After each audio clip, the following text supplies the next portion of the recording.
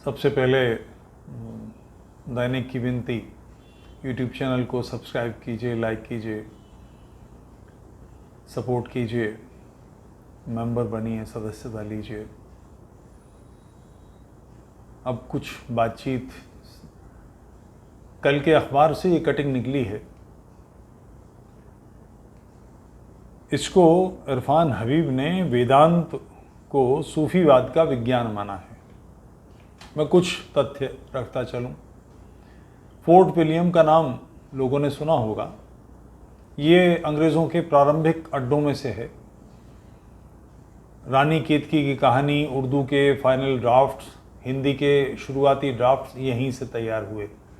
Fort William में भाषाई जो शक्ल बनी स्वतंत्र भारत की, उसकी शुरुआत वहाँ से है।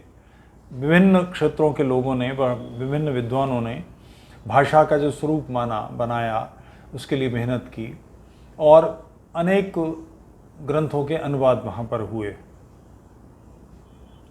जाहिर है ये काम जो कर रहा है अनुवाद, वो भारतीय हो गया, माना जाना चाहिए। इसी तर्क से केजी रोड पर दिल्ली में मैक्समूलर भवन है। लगभग 400 से 700 लोग हर वर्ष जर्मन भाषा के तज्ञ विद्वान वहाँ तैयार होते हैं। और जर्मनी में एक बड़ा पेशा है कि विभिन्न भाषाओं के लोग अपनी मूल ग्रंथों से जर्मन भाषा में अनुवाद करते हैं। जर्मन से इसका बहुत ध्यान रखते हैं, दुनिया भर के ग्रंथों का अनुवाद करा रहे हैं। उन जर्मन्स को भारतीय मान लेना चाहिए। क्यों नहीं माने?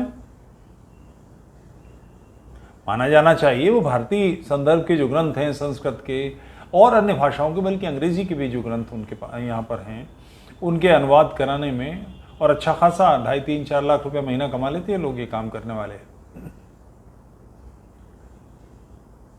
कोई भी कहेगा कि मेरा दिमाग ख़राब हो गया, मैं ऐसी बेवकूफ़ी की बातें क्यों कर रहा हूँ।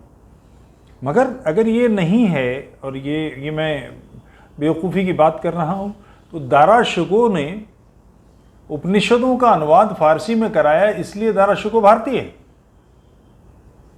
ये आक्रमणकारी हैं। भारत पर इन्होंने आक्रमण किया है। केवल राजनीतिक सत्ता नहीं स्थापित की, इन्होंने हमारे पर सांस्कृतिक आक्रमण किया, हमारे मंदिर तोड़े। कनकलता एक ग्रंथ है विद्यापति जी का। विद्यापति बड़ा मैथिली भाषा का कवि है। मैथिली और बंगाली में इतना कम अंतर है कि ये तय करना कई बार मुश्किल होता है कि ये बंगाली की रचना है, ये मैथिली की रचना है। बड़ा कवि है। उसमें कनकलता या कीर्तिलता कि विद्यापति के ऊपर मांस के टुकड़े फेंके जाते थे। ये इस्लामी शासन है। हम तिलक लगा के नहीं निकल सकते थे। किसी प्रकार का एक ऊर्ध्वपुंड होता है ऐसा, वैष्णव इसको लगाते हैं, ये न लग सके इसके लिए बड़े पैमाने पर व्यवस्था की गई। और इसी सिलसिले का ये अष्टछाप लगाते हैं। अष्टछाप के जो कवि हैं ब्रज के क्षेत्र के गोसाई, उस सिलसिले में एक गीत है, छाप तिलक सब छीनी मुँह से नैना मिला के। इसका, जिस पे बड़े मज़े से लोग ताली बजाते हैं, इसका अर्थ क्या है कि मुझसे नज़र मिला के मुझे मुसलमान कर दिया, मेरी छाप तिलक समाप्त कर दी। इस्लामी आक्रमण ये था।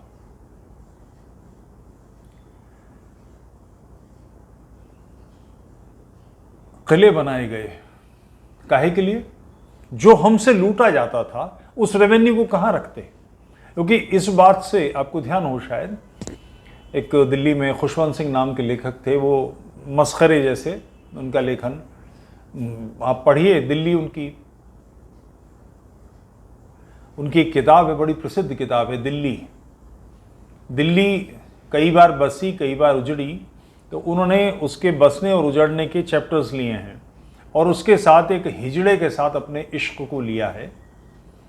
वो किताब इतनी ऑलमोस्ट पोर नहीं थी, वो नतीजा उसका ये निकला कि उनकी बेटी जो कॉलेज में पढ़ती थी वो 2 महीने अपने घर से नहीं निकली कि उसके बाप ने ही खुरापात लिखी है। तो हमसे जो लूटा जाता था वो किलों में रखा जाता था। मकबरे बने इसीलिए कि मरेंगे तो कहीं तो उनका अंतिम संस्कार होगा। मकबरे भी बड़े पैमाने पर हिंदू मंदिरों के ऊपर बनाए गए, सूफियों के नाम पर, इसके नाम पर, उसके नाम पर। खुशवंत सिंह ने जिस हिजड़े से इश्क लिखा है वो हिजड़े भी इस्लामियों ने बनाए। शाहजहां का, अकबर का, जहांगीर का, इनका रिकॉर्ड देख लीजिए, उसमें मिल जाएगा। हर बादशाह के पास इनमें से 5 से 7 हजार लड़के और 5 से 6 हजार औरतें।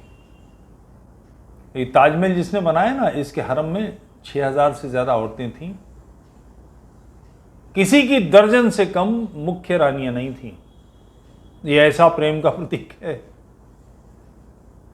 और इसके मरते ही इसने इसकी बहन से निकाह कर लिया। ये तीसरा विवाह था मुमताज महल का। सेक्स स्लेव्स, अब जहां पर 5 से 7 हजार लड़के हैं और 5 से 6 हजार रानियां हैं, तो राजा किन किन की यौन पिपाशा को शांत कर पाएगा? बादशाह क्या कर पाएगा? तो जिसकी 12-13 थी उसने तो पर्दा लगवाया, मगर जिसकी 5-7 हजार लड़के हैं और 5,000-6 हजार रानियां हैं, वो क्या करे? तो उन लोगों को मुखन्नस बनाना, हिजड़ा बनाना, उनका लिंग काट देना, इसकी व्यवस्था की गई। हिजड़े भी इन्हीं लोगों ने बनाए हैं। ये जो दारा शिको, ये सब। मज़ेदार बात यह है, जो मैं जिन पर बात कर रहा था, कि इरफान हबीब सुधरने के नहीं। 12 साल तक नलकी में रखिए, पूंछ टेढ़ी की टेढ़ी निकलेगी। एक बेसिक बात, ये राष्ट्र किसका है? ये धरती किसकी है? इसके मूल संतान कौन हैं? प्रश्न इसका नहीं है कि आप ब्राह्मण हैं, क्षत्रिय हैं, वैश्य हैं, जाट हैं, जाटव हैं, वाल्मीकि हैं, कौन हैं। ये इस बात से तय होता है, ये कौन लोग थे जिन्होंने कुंभ पर हमले किए, जिन्होंने ब्रज घाट में, हरिद्वार में टैक्स लगाया। हम गंगा नहाएंगे तो इसके लिए टैक्स देना पड़ेगा। हम अपने घरों में, अपनी जगहों पर, अपनी नदियों में, अपनी पवित्र स्थानों पर जाने के लिए हमको टैक्स देना पड़ेगा। कौन लोग ले रहे थे हमसे टैक्स? पहले तो उन्होंने सारे मंदिर तोड़े, क्योंकि उनमें से एक, इनकी दृष्टि में, क्योंकि मुझे कोई व्यक्ति एक नाम बता दे सारी इस्लामी जगत में कि दूसरा दारा शिको नाम किसी ने रखा हो, किसी और की नहीं, तारीख फतेह नहीं रखा हो। एक नाम कोई बता दे। औरंगजेब मिल जाएंगे, बाबर मिल जाएंगे, अकबर मिल जाएंगे, हुमायूं मिल जाएंगे, जहांगीर मिल जाएंगे, शाहजहां मिल जाएंगे, दारा शिको नहीं मिलेगा। क्यों? क्योंकि वो इस्लामियों के लिए घृणित है, केवल इस कारण से कि उसने उपनिषदों का फारसी में अनुवाद कराया। उन अनुवादों से कोई अंतर नहीं पड़ा, बड़े पैमाने पर कोई अंतर नहीं पड़ा। औरंगजेब में और उसमें कोई खास फर्क नहीं था। अनुवाद कराने भर से वो बिल्कुल बदल जाएगा, क्योंकि इसकी जड़ में जो चिंतन है, जो काफिरों को निपटाना है, खत्म करना है। उनके मंदिरों पर आक्रमण, राजा, एक हिंदू राजा, एक क्षत्रिय राजा दूसरे राजा पर आक्रमण करता था। बल्कि यहां ये बात दर्ज करना ठीक होगा कि भारत के जो रजवाड़े हैं ना, अधिकांश उसमें ओबीसी हैं, क्षत्रिय राजा नहीं है, ओबीसी हैं। बहरहाल, एक राजा दूसरे राज्य पर आक्रमण करेगा, विजयदशमी के दिन तो ये सीमोल्लंघन एक त्योहार था कि दूसरे राजा की सीमा में जाकर अपना झंडा गाड़ेंगे। आज भी ये किया जाता है। जो चामुंडराय वाडियार हैं मैसूर के, वहाँ एक बड़े पैमाने पर आज, अब तो ये सरकारी उत्सव है, बड़े पैमाने पर ही होता है। मगर राजा दूसरे राजा के मंदिर नहीं तोड़ता था, महल नहीं तोड़ता था। चक्रवर्ती सम्राट हमारे यहाँ व्यवस्था रही है कि एक झंडा चाहिए, उसके नीचे रहेंगे, तो वो दूसरे की ताकत को ध्वस्त करेगा या उसको अपना करत बनाएगा, टैक्स लेगा उससे, मगर उसके वंश को नष्ट करना ये नहीं होता था। मंदिरों को उसके नहीं तोड़ा जाता था, उसकी लाइब्रेरीज नहीं जलाई जाती थी, उसकी यूनिवर्सिटीज नहीं जलाई जाती थी। ये सब कौन लोग थे? इन्होंने ऐसा क्यों किया? क्योंकि इसकी राष्ट्र की मूल आत्मा को नष्ट करना। इन्होंने हम पर जजिया लगाया। लोग इरफान हबीब जैसे समझाएंगे जजिया, आखिर इस्लामी राज्य है तो कोई टैक्स दोगे कि नहीं? जजिया टैक्स नहीं है, जजिया जलील करने की व्यवस्था है, और जो सबसे गरीब है उस पर सर्वाधिक है। धनवान पर अगर 1 रुपया है तो जो निर्धन है उस पर 20 रुपए हैं, और साथ में छूट है कि तुम कन्वर्ट हो जाओ, इस्लाम कबूल कर लो तो जजिया बंद हो जाएगा। जजिया देने वाला खड़ा हो, जजिया लेने वाला बैठा रहे, उसके बढ़े हुए हाथ से उठाया जाएगा। वो यूं नहीं देगा, उसके हाथ से उठाया जाएगा, उसके हाथ पे थूका जाएगा, उसे अपमानित किया जाएगा, क्योंकि उद्देश्य उसे कन्वर्ट करना है, उसके मूल को नष्ट करना है। अब मुझे कोई साहब ये बताएं कि इरफान हबीब साहब का जो ये कर्तव्य है, क्या साबित करना चाहते हैं? और इससे कुछ बदलता नहीं है। आप में से किसी ने, अगर कुछ लोगों ने देखी होगी ये कश्मीर पर जो भी फिल्म आई है, इसमें एक दृश्य है कि वो लड़कियां और सब निकल रहे हैं, तो वो उस लड़की पेशाब जाना चाहती है, ट्रक रोका नहीं जा सकता, तो उसको पीछे चादर कवर करके एक कटोरे में पेशाब कराते हैं। वो देखती है अचानक और एकदम से चीखती है, खड़ी हो जाती है कि साथ में पेड़ पर 2 लोगों के शव पेड़ पर लटकाए गए हैं और उनके माथे में गोली मारी गई है। ये घटना सर्बानंद कौल की है। बहुत प्रतिष्ठित आदमी थे, साहित्यकार थे, कुरान को पूजा की जगह रखते थे। जहाँ गीता रखी जाती है, जहाँ वेद रखा जाता है, वहाँ वो कुरान भी रखते थे। 1990 के विस्थापन में, जेनोसाइड में, जो कश्मीरी हिंदू छोड़ कर गए, सर्बानंद कौल नहीं निकले। उन्हें विश्वास था कि मुसलमान उनका लिहाज करेंगे, वो तो उनके बीच के हैं। उनको भयानक मृत्यु दी गई, लटकाकर गोली मारी गई माथे में। पिता पुत्र दोनों की हत्या हुई। उन्हें ख्याल था कि वो गंगा जमुनी तहजीब उन्हें बचा लेगी। कभी सोचिएगा गंगा जमुनी तहजीब है क्या? ये गंगा और जमुना दोनों यहीं की हैं। वो बेसिकली गंगा और दजला या फरात की सभ्यता है, और गंगा पर फरात को, दजला को हावी करने का प्रयास है। गंगा जमुनी तहजीब का उदाहरण मैं हूं तुफैल चतुर्वेदी शायर, जो हिंदी के, संस्कृत के, बंगला के, गुजराती के, मराठी के शब्द उर्दू ने अडॉप्ट किए, उन सब को भ्रष्ट किया। ब्राह्मण नहीं बोलेंगे, ब्राह्मण बोलेंगे, श्रुति नहीं बोलेंगे, श्रुति या सुरती लफ्ज बोलेंगे। किसी भी आधे अक्षर को प्रोनाउंस नहीं करते। क्यों नहीं करते? आधे अक्षर क्या उर्दू में नहीं है? लिखे नहीं जाते?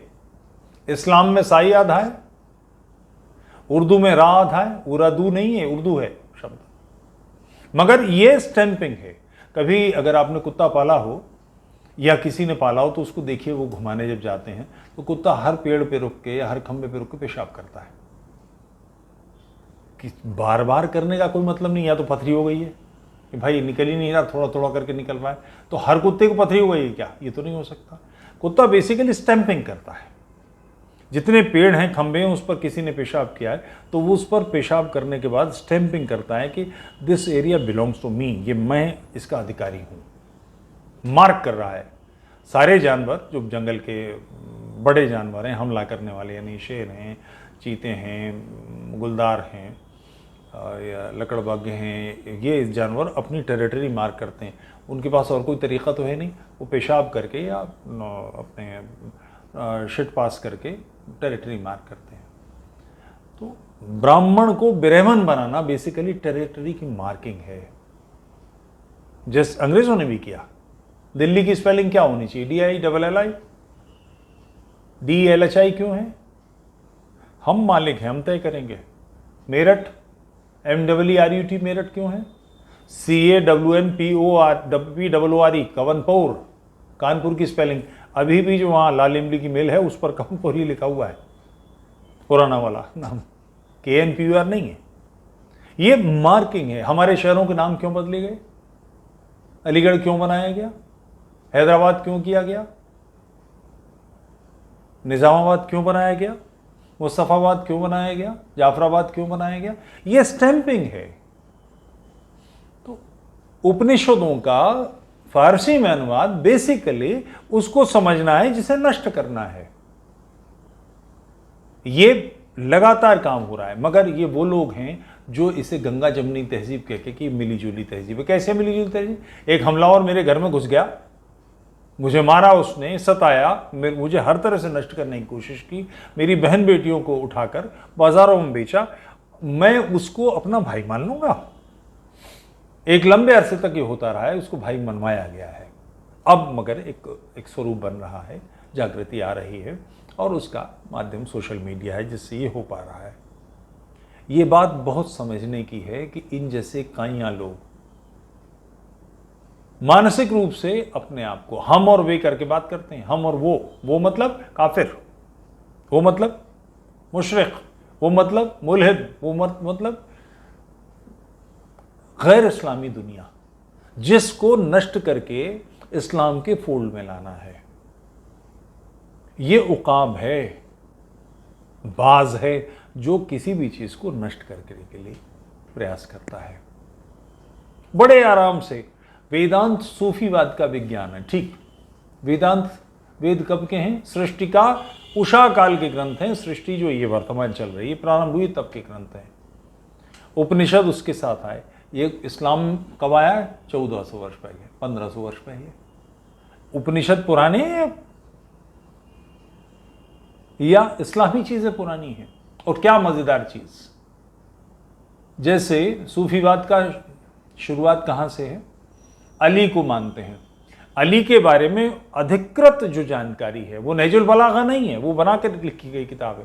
अधिकृत जानकारी अगर चाहिए तो मोहम्मद की जो हदीसें हैं उसमें क्या है? अली ने काफिरों को जिंदा जलाया था, जिन्होंने इस्लाम तर्क कर दिया था, छोड़ दिया था, उनको जिंदा जलाया था।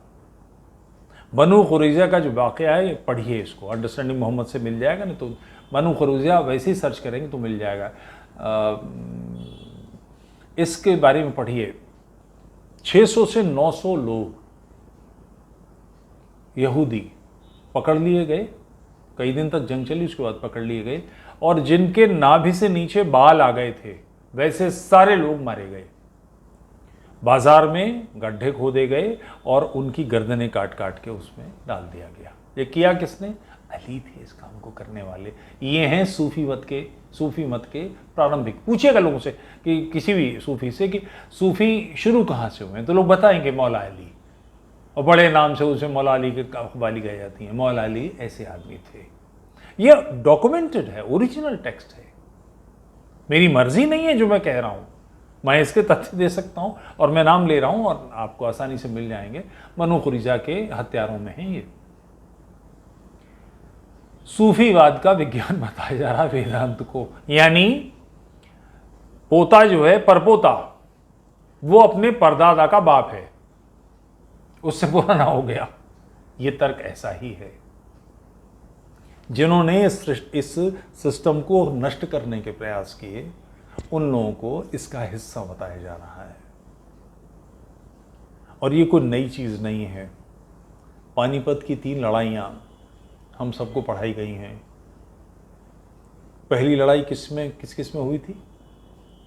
बाबर और इब्राहिम लोदी, यानी एक नया डकैत पुराने डकैत पर जो कब्जा करे बैठा था उसे लूटने आया था। प्लासी की लड़ाई के बारे में हमको पढ़ाया जाता है। प्लासी की लड़ाई किन किन में हुई है? डलहौजी, रॉबर्ट क्लाइव और सिराजुद्दौला। पुराना डकैत सिराजुद्दौला, उसको मारने के लिए रॉबर्ट क्लाइव पहुंचा। ये भारत के स्वतंत्रता की लड़ाई है। भारत कहाँ है इसमें? आखिर ये हम कभी तय करेंगे कि नहीं ये राष्ट्र किसका है, ये मूल है किसका, इसकी संतानें कौन हैं? एक अजीब चीज है। और इसी तर्क पर 1857 को भी देखना चाहिए। दिल्ली में 1857 में अगर अंग्रेज हार जाएं, लखनऊ में अंग्रेज हार जाएं, तो लौटेगा कौन? किसकी सत्ता आएगी? मुगल। लखनऊ मुगलों का ही करद है, उन्हीं के वजीर थे। यानी जिनसे हमारे पूर्वजों ने चौथ वसूल की, महादजी सिंधिया, जिन्होंने दिल्ली दरबार में शाह आलम को औरतों के कपड़े पहना के नचाया, उनके परिश्रम पर, उनकी मेहनत पर, उनकी तेजस्विता पर पानी फेर देंगे? जिन जाटों ने अपने बदले लिए, 1857 के बारे में एक बहुत मशहूर किताब है विलियम डेलरिम्पल की, द लास्ट मुगल, मशहूर किताब है, अंग्रेजी, हिंदी, उर्दू 10 भाषाओं में है। जब अंग्रेज़ों ने दिल्ली को मारना कूटना शुरू किया है, पंजाब की सिख उसमें सम्मिलित थे, पंजाब के पटियाला इत्यादि के रजवाड़ों के सैनिक थे, तो मुगल यहाँ से निकल कर भागे, जाटों ने उनकी स्त्रियां लूट ली। यही तो कर रहे थे मुगल इतने सालों से, मुगल और पुराने लोग, उन्होंने सब निभा ली, सब अपने अंदर पचा ली। अंग्रेज से लड़ने वाले जो लोग थे या अंग्रेज जिनको मार रहे थे, वो देशभक्त, और जो अंग्रेज का साथ दे रहे थे देशद्रोही, ये इस बेवकूफ़ी भरी तार्किकता का परिणाम है। राष्ट्र का उत्तराधिकारी कौन है, ये न तय करने का परिणाम है। जाट इस राष्ट्र के हैं, मराठे ये मराठों का राष्ट्र है, ये राजपूतों का राष्ट्र है, ये सिखों का राष्ट्र है।